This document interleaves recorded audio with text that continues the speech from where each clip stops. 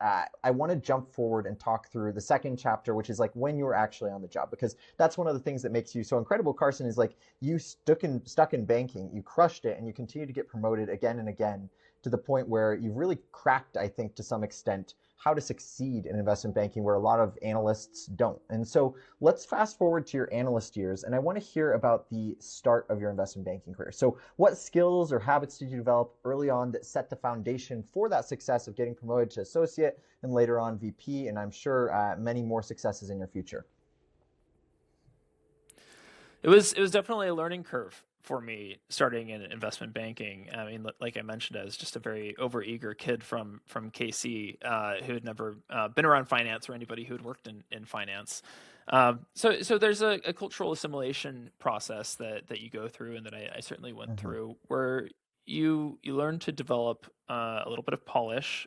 You learn to develop the ability to speak with people both internally and externally about complicated concepts.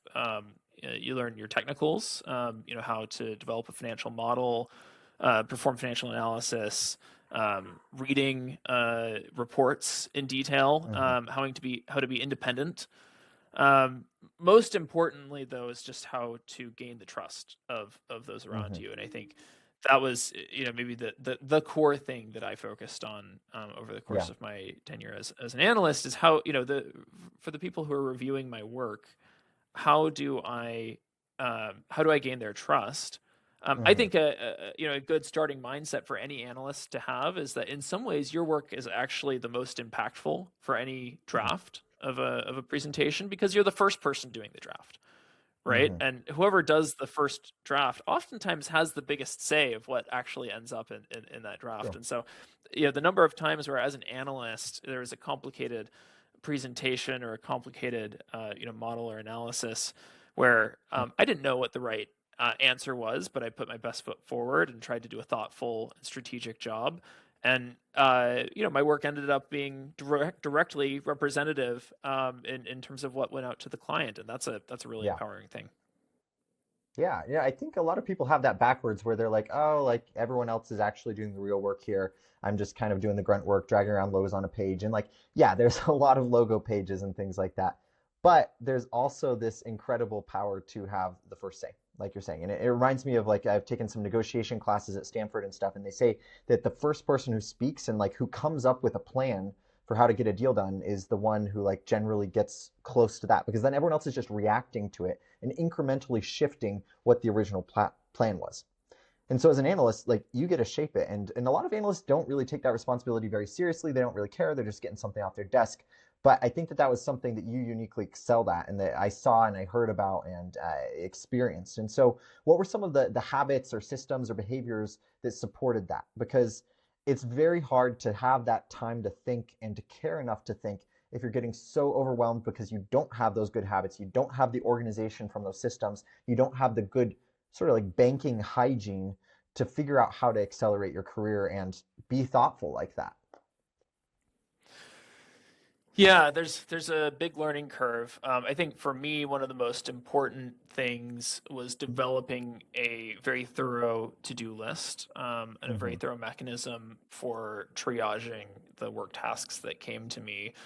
You're going to have your very urgent items that this needs to be done yesterday. We've got a Yeah. presentation in 30 minutes, and you're still trying to make edits to the PowerPoint or whatever you need to do to print it out and send it before the meeting, and that definitely happens plenty. Lots of Mm-hmm. stories of that. Um, and you have to triage those alongside longer term projects that sometimes it's hard to pay focus to, but over the course of your analyst career can really help you to make an impact on the group Mm-hmm. that you're in. I think one thing that characterized my analyst period is I tried to pay a lot of attention to the things that 3 years from now, or however long, people would still Mm-hmm. care about. It would still Yeah. make a lasting impact to the group. As it Hmm. so happens, I'm still here, almost 7 years later, and there are things that I did as an analyst that still stick around. I think one of the most remarkable for me was we had this back at my former firm, we had this model, this fund model that was built. I mean, it was probably built originally in like 2015 or something like that. It was just a Yeah, very, very old model, and it was very clunky. It was just more comprehensive than it needed to be, and I got so frustrated with it once that and this is as a in my first year as an analyst, I took the as a weekend first year and I analyst, was like, you had the guts as a to first year change as a analyst, first year analyst. Wow. I'm going to just go rebuild this model from scratch, uh and then I'm going just for my own personal like edification. I want to have a cleaner model, even if I don't do anything with it. At least I understand it. Well, and so I think people are probably underselling yourself here a little bit, Carson. I don't think people understand how insane it is that as a first year analyst, like literally just fresh on the desk, wet behind the ears and stuff, you were going out and actually redoing the entire fund model for the firm. And so that's just like an incredible amount of initiative and thinking forward that a lot of people get lost in the urgent day-to-day tasks and they never actually do anything like that. So that's really, really interesting. And I want to hear next about something you just alluded to, which was the transition to Jefferies. So what was the story there? Yeah, it was a I mean it was a really unique situation. So at my prior firm, we had what was one of the largest secondaries advisors on the street. Certain senior bankers decided to leave and go to Jefferies. I think in part due to the very strong financial sponsors group that we have here at Jefferies, but also just the culture. I mean, Jefferies has been a bank that's been growing. It's a fully Hmm. integrated platform that has a lot of different touch points with sponsors. I think Yeah. all of that was very attractive to them, and the entire team in the U.S. was effectively had a decision to make, Hmm. either to leave and go to Jefferies, or to go elsewhere. And for me, I had grown to appreciate the team that I was with. I liked them. I liked secondaries, and so it made sense for me to stay. Ultimately, Hmm. I'm glad that I did. I mean, starting Jeffries PCA. I mean, I was an analyst when we moved Hmm. over. I think I had a year and a half of experience, and it was like joining a Yeah. startup in some ways. We had Cool. 20 of us that came Hmm. over, and we were building things from scratch, and we were Yeah. developing client relationships, and obviously we had the benefit of the full extent of the Hmm. relationships of some of the seniors, and we had the branding still from the kind of legacy team at my prior firm. But it was very exciting over the course of the last, I guess it's probably been a little over 5 years now, that we've been building Jefferies Private Capital Advisory. We started with 20 people, and I think we're now nearly at 100 people. So we've Wow. almost 5x'd in size, and that's not including Wow. our private funds group, which increases it even further. So it's really been an exciting ride. Wow. Okay. So just to recap, like this is a unique situation where a lot of people don't get the chance to work in banking and also feel like they're able to build something like a startup. And so some of my friends and my clients that I've helped get into investment banking over the years who have joined some of these startup banks, whether it's either like an actual startup or it's like a group within a much larger and much more branded platform that grows over time, they kind of get the best of both worlds. They get to build something, they get to work on interesting deals, they get the support of the larger organization and also the entrepreneuriality of it, which you clearly thrived on having the initiative to like build new fund models and build those relationships and help build the materials and the processes from scratch alongside the team.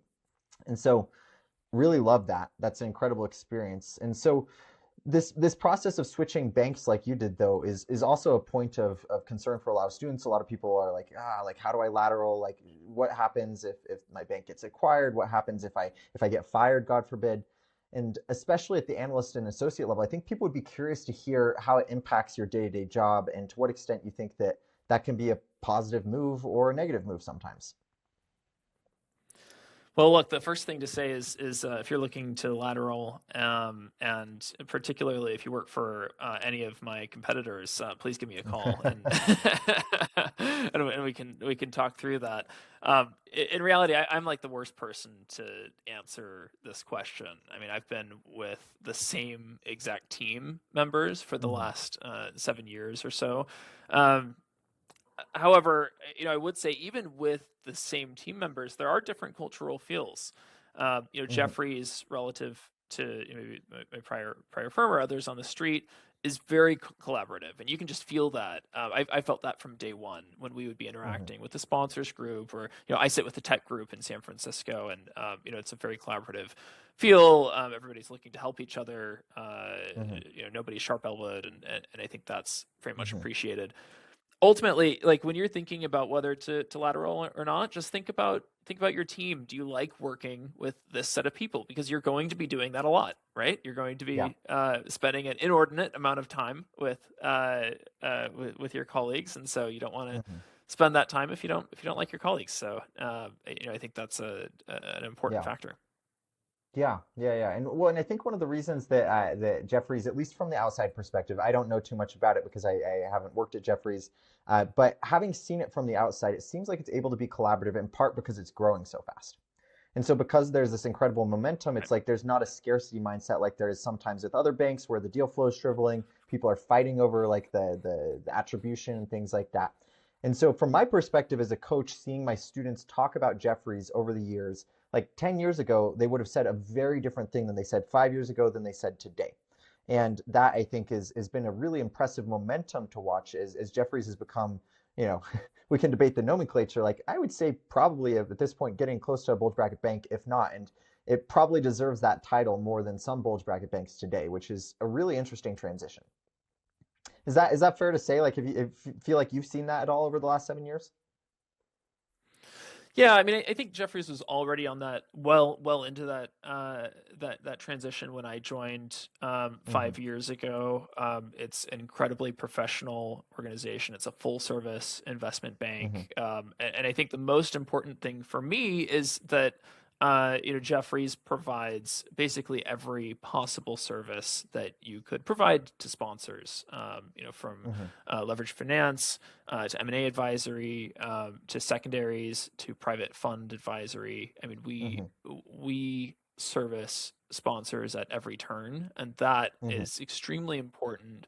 And it really sets us apart. We can talk about what it is that sets Jeffries PCA apart specifically, but it's that fully integrated approach that we provide for sponsors, and then also for LPs and for every other client that Mm-hmm. we have that I think makes it special to work at Jeffries.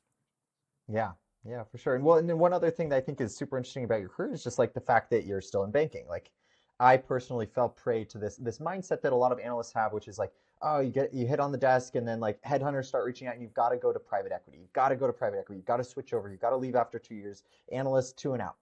And so this is like probably not a super uncommon thing. Like I'm certainly not the only person to have that mindset. But it was interesting to hear your perspectives over the years as you decided to avoid that. And you said, no, actually, I think that this is really interesting to stay specifically in secondary, specifically in PCA, and specifically in banking. And so talk me through that thought process that you had about why not transition to the buy side. Yeah, I mean, I think that there's a lot of very interesting things about staying on the sell side, particularly as you get more tenured. I think the thing that I like the most about being on the sell side is just that, in any large, complicated transaction, there's going to be one single person who has the most comprehensive, full picture of what's going on. And you guessed it, that's going to be whoever is the deal lead from the Yeah. advisor, from the sell side lens, because you're speaking with the client frequently. You're speaking with each of the buyers, right? Mm. The buyer really only has just their filtered lens. Sometimes they're not even speaking with the seller, right? you're Yeah. you're just speaking with the broker, and so you have a very filtered lens of what's actually happening Hmm. in the transaction. So I think uh, the other aspect of being on the buy side is you're going to make a lot of shots, and some of them are going to land, and most of them are not, probably, right? And that's just the model, and so you have to be okay with that as as an associate or as a VP at a private equity firm or a secondaries firm or whatever it is. You have to be okay that most things that you work on aren't going to close, Whereas on the sell side, I know it's not certainly not the case that everything closes, but a much higher percentage of the things that you work on are kind of meaningful or Hmm. going somewhere. Now, I could see if you're constantly pitching for business, and that was the bulk of everything that you did as a broker, and there's certainly a place Hmm. for that, Hmm. then that might be Yeah. different. But at least in there's quite a few brokers you might work at where that's not the case, and as Jefferies PCA is one such example where you get a substantial amount of execution experience Hmm. and on things that will actually close. Yeah. Okay. Gotcha. Gotcha. Gotcha. So I feel like at this point I've got a pretty good sense of the investment banking analyst years, about what your experience looked like, how you were able to build on that success, and why you decided to ultimately stay.